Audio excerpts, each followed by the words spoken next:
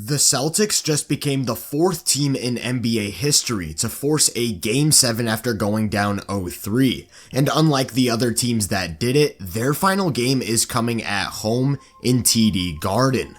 Leading the way has been All-NBA first-team member Jayson Tatum, whose elite play on both ends of the floor has this team on the verge of making NBA history. Tatum has made just 1 3 over the past 2 games in 14 attempts, a whopping 7.1%. But even though he's not hitting his threes, the defense has treated it as the same threat, getting contested so tightly that he gets a landing space call and a trip to the line for 3 free throws. This means Miami's still scrambling to close out on him. 2 defenders run to him here, which opens up space down the middle for a wide open layup. And that's the thing, a lot of the value that comes from being an elite outside shooter is how that creates countless other offensive opportunities, again drawing 2 hard closeouts and splitting right between them to then draw a third defender in the paint, which leads to a lob right over the top. This time Martin actually leaves his feet on a flyby, forcing Butler to slide down from the corner and leave Al Horford all by himself, missing a great look that Jaylen Brown puts right back up anyways.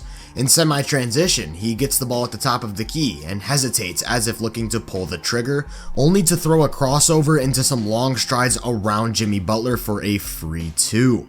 In his last 2 outings, he's averaging 12 drives a game, a mark that's actually lower than his 13.1 over the entire postseason, but it's the process behind these downhill attacks that stands out, reading the defense and playing with perfect pace. As he comes off a high ball screen, he pauses to see what Love is going to do, and as soon as he takes 1 step back towards Horford, Tatum explodes into that open space all the way to the cup.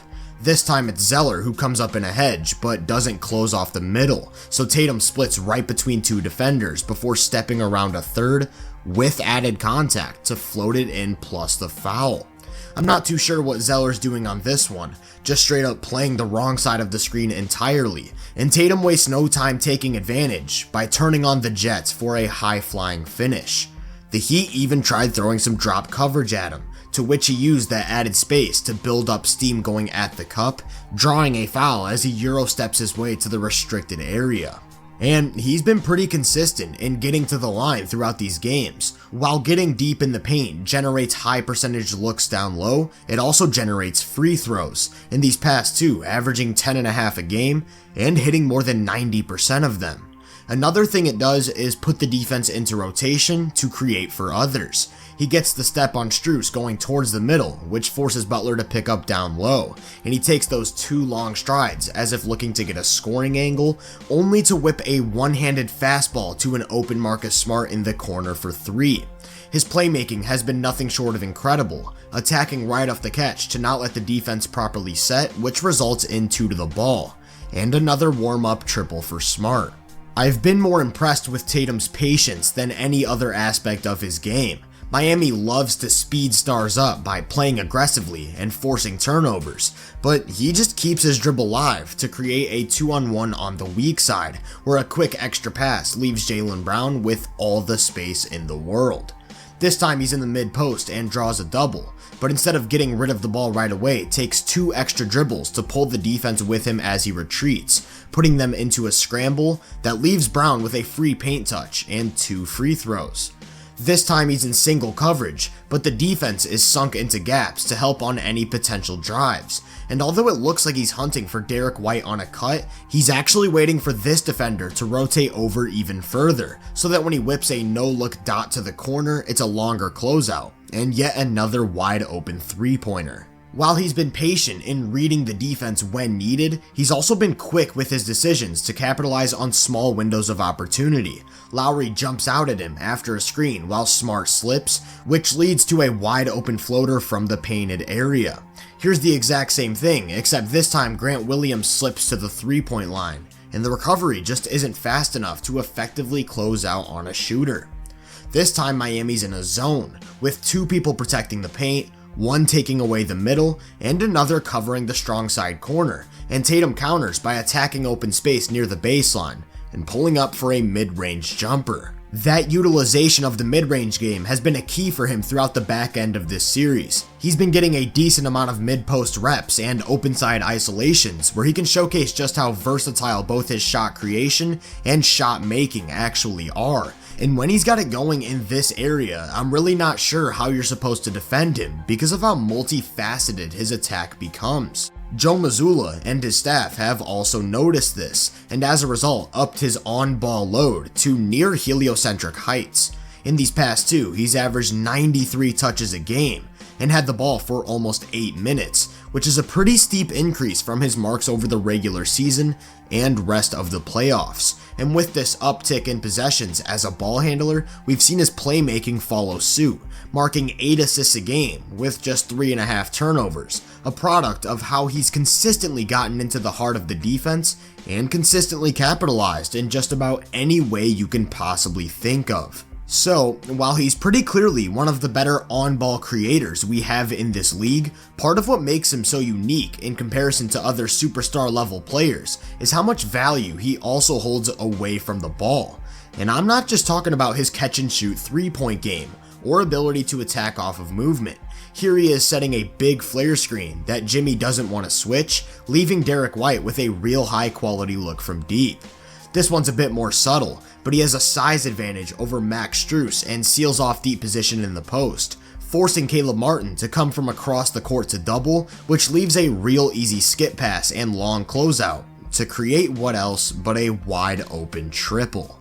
He's also a really sharp mover without the ball, patiently waiting for Brown to move the ball to Smart so he can explode on a cut with no rim protector in position to save 2 points. And he's a super quick decision maker off the catch. Jaylen Brown draws multiple defenders in the pick and roll and moves it to Tatum, who instantly reads the defense and whips a pass to Rob Will down low for an easy up fake and finish. He's just such an elite offensive player, both on and off the ball, who can impact the game in so many different ways on any given possession. And it's easy to see why Miami has no answer for Boston when he's in the game, marking a 124.4 offensive rating in his minutes over these past 2 elimination wins. What truly takes him to another level though is the fact that he's also one of the best at his position on the other end of the floor. Before we get into that though, I want to give a quick shout out to Basketball Index for helping with this analysis. If you're not familiar with the site, they provide tons of statistical measurements, tools, and easily accessible graphics. They also offer various different talent grades, and through their player profiles tab, I can easily compare them to other players around the league. Using Tatum's finishing as an example, on this page I'm presented with various metrics detailing his ability to create and make these shots, along with how he stacks up against his peers. By signing up with the code VENUE30, you can get 30% off your first month subscription, so I'll leave a link in the description below for anyone interested. And with that being said, let's take a look at Tatum's value on the defensive side of the ball. He spends most of his time away from the ball, where he can roam and make plays as a helper. Bam's looking to drive right off the catch, but Tatum takes that away at the nail, instead leading to a much lower percentage mid-range jumper. Bam pushes it in semi-transition and gets cross-matched with Derek White, who does a great job of closing off the paint and making him pick up his dribble, only for Tatum to fly in from the corner and just swat the ball right out of his hands. With the clock winding down, the Celtics bring their ball pressure up real high, and when Martin thinks he has the step on Smart, he's met right away by the lengthy 6'8" forward. He just does such a good job of making drives uncomfortable, and knows when and where to position himself, recognizing that Brown and Horford have closed off the middle of the lane, so instead of sliding down, he just takes a swipe at the ball to make his presence felt anyways. Here's a real similar play where he recognizes that Vincent has no real angle to the basket with Smart, Brown, and Horford all protecting the paint, so he stays home on Martin in the corner to not give up any opportunities at a kickout. That defensive awareness, when paired with his length and athleticism, enable him to offer legit rim protection, seamlessly peeling off of Bam down low and forcing Strus into a much tougher look on the finish. This time he switched out to Vincent on the perimeter, who drops the ball to Jimmy Butler in the mid-post, but watches Tatum just hangs around that elbow area so that when Jimmy attacks he can rotate down and send away his attempt in the paint.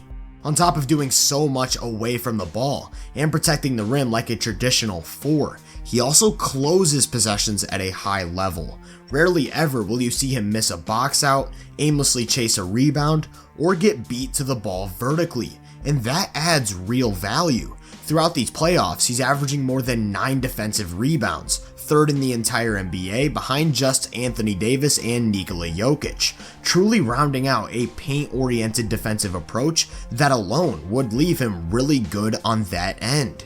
But he even turns that up to another notch with how much flexibility he offers as a wing.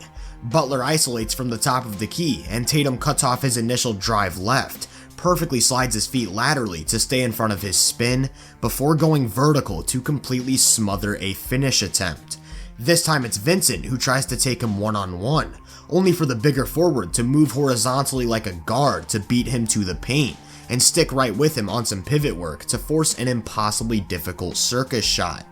And when needed, he can even offer some resistance at the point of attack, beating Strus to the spot and bumping him back out, spinning under a ball screen to stick with him on an outside drive, and attacking the ball with his length from behind to force a turnover.